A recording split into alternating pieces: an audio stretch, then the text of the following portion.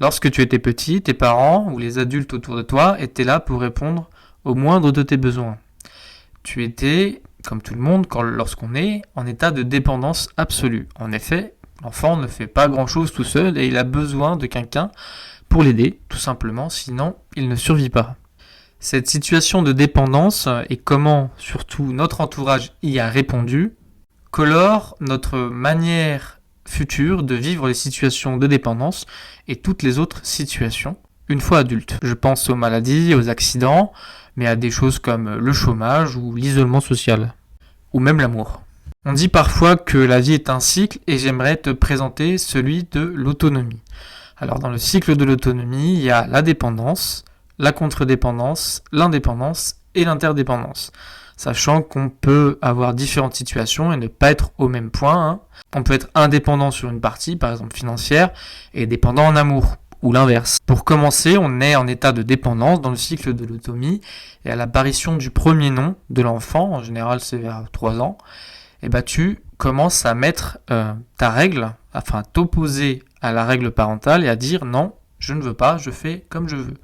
Tu commences à créer ton petit toi et à exister, afin de sortir de cette dépendance, de cette symbiose qu'il y a au début de la vie.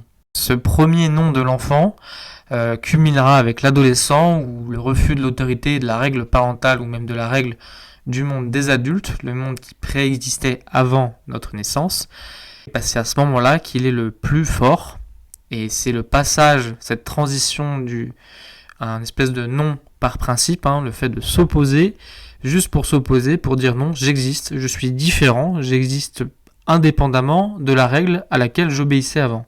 Tout cela permet de créer l'indépendance, une identité forte personnelle qui commence à l'adolescence et qui chemine petit à petit à l'âge du jeune adulte, notamment en quittant le foyer familial. L'interdépendance est plus subtile et plus philosophique ou spirituelle.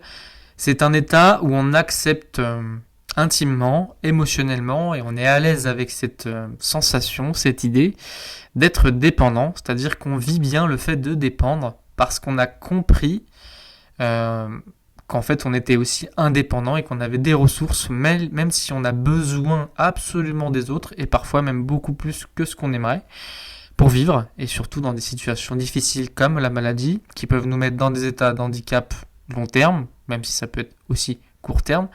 Et cet état, cette sensation d'interdépendance permet de vivre plus sainement, plus correctement et d'être plus à l'aise dans les situations de dépendance.